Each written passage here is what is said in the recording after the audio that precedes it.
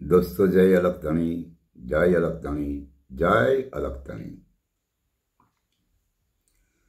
दोस्तों आप दरेक हमारी यूट्यूब चैनल ने जे निहाળી રહ્યા છે એવા દરેક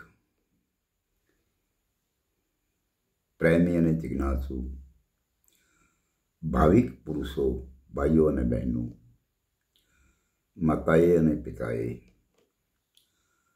આ દરેકને મારા તરફથી જય અલગતણી, જય અલગતણી, જય અલગતણી। આપ આપનો કિંમતી સમય અમારી ચેનલને જોવા માટે વાપરી રહ્યા છો એ બદલ અમે આપના આભારી છીએ અને આ મારી વાતને, આ અમારા વિડિયાને છેલ્લે સુધી જોવા વિનંતી છે। અને આ વિડિયો ખોલવા માટે યુટ્યુબ ઉપર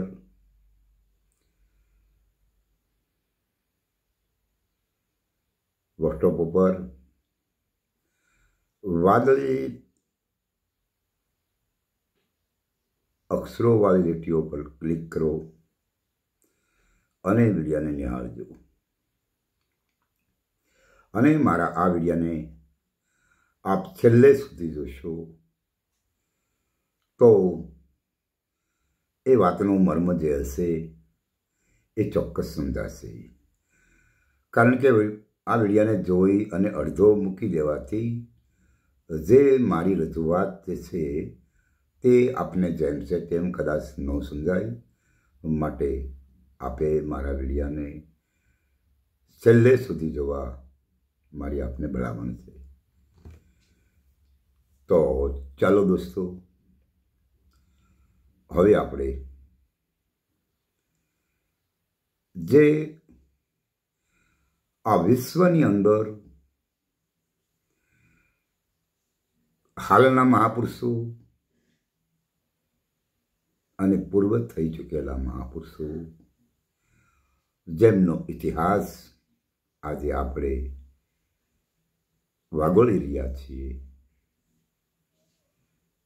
ત્યારે આપણે પણ એ મહાપુરુષે જે કર્યું છે એવું કરવાની કોશિશે કરવી જોઈએ। ફક્ત એની વાતો કરવાથી મને તમને સત્ય નહીં સમજાઈ જાય। અગર જો સત્યને ખોજ મારીને તમારી જો હોય તો અહીંયા સહારો એક આપણે નક્કી કરેલા મહાપુરુષનો લેવાનો છે અને આપણા નક્કી કરેલા મહાપુરુષ આપણને સત્યની તરફ લઈ જાય। ત્યારે સત્યની તરફ જવા માટે પ્રથમ આપણે શું કરવું જોઈએ? પ્રથમ તો આપણે એ કરવું જોઈએ કે જે આપણે નક્કી કરેલા મહાપુરુષ મને તમને જે કહે એ વાતને સાંભળવી જોઈએ, એ વાત ઉપર આપણે ધ્યાન કેન્દ્રિત કરવું જોઈએ અને ત્યાર પછી એ મહાપુરુષે કરેલી વાતને અમલમાં લાવવી જોઈએ। અને જો આ મહાપુરુષો આપણે જે મહાપુરુષને નક્કી કર્યા છે, આપણને જે રાહ બતાવવા માટે આપણે જે મહાપુરુષ પાસેથી સત્યની ખોજ મેળવવી છે, સમજવી છે, જાણવી છે, તો એ મહાપુરુષ જે કહે એ મારે ને તમારે કરવું જોઈએ। અને જો આપણે એ ન કરી શકીએ તો આપણે જ્યાં અને જે જગ્યાએ અને જે જાણવું છે, જે સમજવું છે એ સંભવ નથી। કારણ કે હરેક મહાપુરુષોએ પોતાના નક્કી કરેલા મહાપુરુષના સાનિધ્યમાં બેઠ્યા પછી જે એમના મહાપુરુષે દિશા બતાવી છે, વાત કરી છે અને જે કહ્યું છે તે સત્ય છે, અસત્ય છે, શું છે ને કેમ છે એ તો પછીની વાત છે. એ રસ્તે આપણે ચાલીએ પછી ખબર પડે. પરંતુ ત્યાં ચાલવા પહેલા આપણા નક્કી કરેલા મહાપુરુષ જે નિર્દેશ કરે મને અને તમને, એ નિર્દેશ મુજબ આપણે વર્તન કરવું જોઈએ. અગર જો એવું વર્તન નહીં કરીએ તો કદાચ આપણને એ રાહ સત્ય જે સમજવો છે ત્યાંથી આપણે ઘણા બધા વેગળા રહીશું. એટલે આવું કંઈ ના બને એટલા માટે પહેલા તો આપણે એક સમાજ ઉપર દ્રષ્ટિ કરીએ કે આ સમાજના લોકો કઈ તરફ જઈ રહ્યા છે.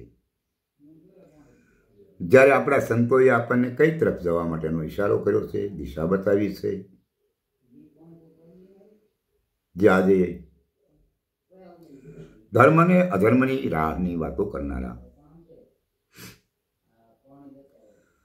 ખરી હકીકતને બાજુ પર રાખી પોતાનો સ્વાર્થ સાધતા હોય એવા મનુવાદીઓની વાતમાં લગભગ બધા વિંધાયેલા છે અને એમાં ઘેરાયેલા છે. એટલે પહેલા તો આપણે એ નક્કી કરવું જોઈએ કે આ મનુવાદીઓની જે વિચારધારા છે એ સાચી છે કે કેમ, તો એને સમજવી જોઈએ. તો ચાલો ત્યારે આપણે એ વાત પર થોડીક વાત કરીએ કે ભાઈ મનુવાદીઓએ જે બનાવેલું એમનું ષડયંત્ર એ કેવું અને કેમ છે.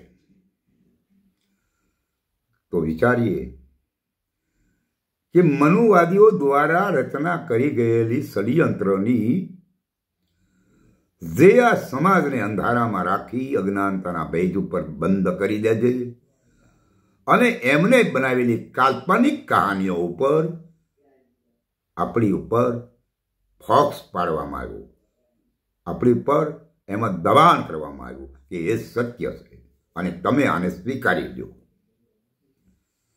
અને આ સમાજે એને સ્વીકારી લીધું છે.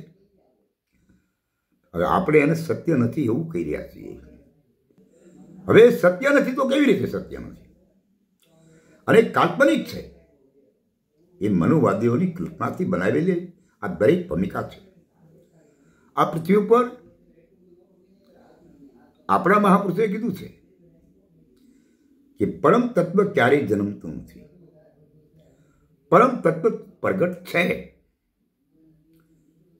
आंखे अखंड पिंड में गुरुमुख ज्ञान समझे.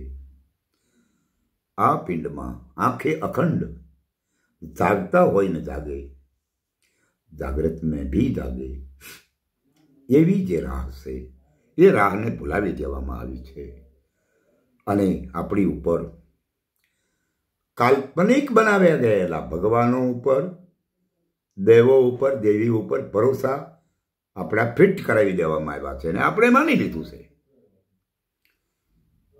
તો આ જે દેવ, દેવી, દેવતા, ભગવાન એ તો જન્મતા નથી, તો આ તો જન્મ બતાવે છે. અને અહીં જવાથી અભયપદ મળશે, આને માની લેવાથી મુક્તિ મળશે, આને સમજી લેવાથી તમને મોક્ષનો દરવાજા સુધી તમે પહોંચી શકશો. આવી વાહિયાત વાતો છે આ. કારણ તમે જોઈ લો એ ભગવાનો જેટલા છે એટલા બધાના હાથમાં હથિયાર છે. જૈન મહાપુરુષ નિર્ભય પદની જ્યારે ચર્ચા કરતા હોય અને પોતે નિર્ભય પદનું સ્થાન મેળવ્યું છે એવો જ્યારે આપણને સાબિત કરાવવાનો આગ્રહ થાય ત્યારે આપણે ચોક્કસ સમજી લેવું જોઈએ અને ચોક્કસ વિચારી લેવું જોઈએ કે કે જો આપણને કહેવામાં આવી રહ્યા છે કે આ મહાપુરુષ યા તો આ ભગવાન યા તો આ દેવ અથવા આ દેવી અભય પદને પ્રાપ્ત કરેલી આઈટમ છે, તો એટલે હથિયારો શા માટે રાખવા પડ્યા? હથિયારોની એને શું જરૂર પડી? એ સાબિતી છે કે કાલ્પનિક કહાનીઓ ઊભી કરવામાં આવી છે. આ મનગઢિત કહાનીઓ છે. આ મનગઢિત કહાનીઓ અને આ કાલ્પનિક મુદ્દાઓથી હવે બહાર આવવાની જરૂર છે. ક્યાં સુધી આમાં રખડશું? ક્યાં સુધી આમાં અટવાઈશું? કંઈ છે નહીં ભાઈ. તમે તમારા સાચા અને નિષ્ઠાવાન મહાપુરુષના સાનિધ્યમાં બેસી અને સત્યની ખોજની માંગ કરો. અને સત્યની ખોજ જ્યારે મને તમને સમજાઈ જાય ને, ત્યારે આ કાલ્પનિક આઈટમો જે રહીને, જે મારીને તમારી ઉપર હાવી થઈ ગયેલી છે ને, એક ઘડીના છઠ્ઠા ભાગમાં ગયો. કેમ कि शिव नहीं और जीव भी नहीं है, फिर भी क्या सहसू तो शिव नहीं, ईश्वर नहीं, जीव नहीं तो सहसू. आ वातनो संकेत આપણે નક્કી કરેલા જે મહાપુરુષો છે આપણા, એના સાનિધ્યમાં બેસી દિલ ધડક બે ધડક પૂર્ણ પ્રેમ ધરી અને ત્યાં જવું જોઈએ. કારણ કે આના પાસે તો અખૂટ ખજાનો છે અને એ ખજાનાની ચાવી મેળવવાની છે. જે સમયે જો આ મહાપુરુષ મારા ને તમારા ઉપર દયા કરે અને નિત્ય આનંદ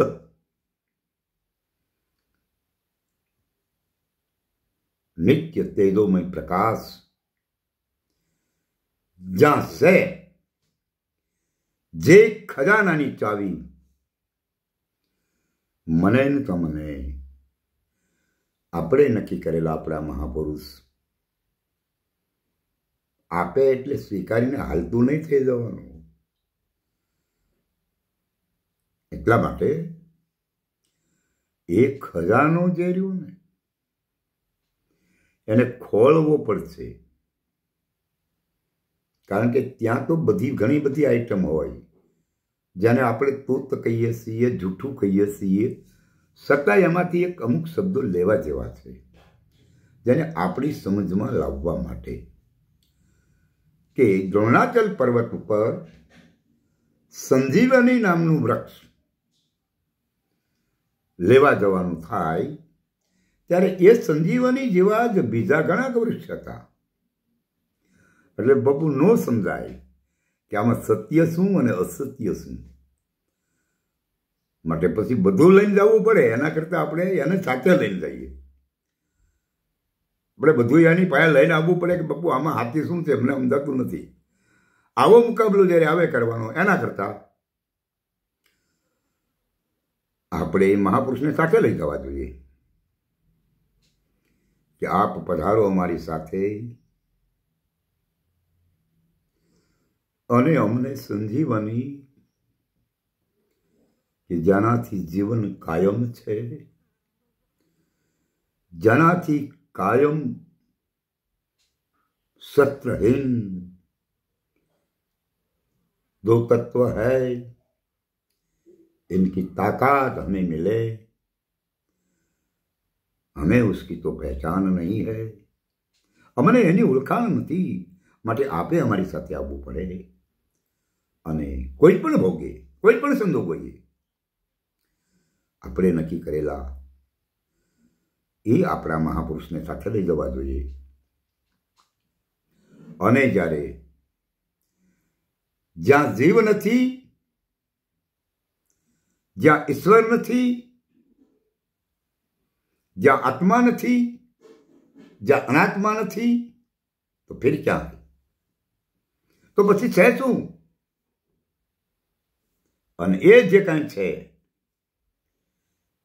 એ પદને નિહાળવા માટે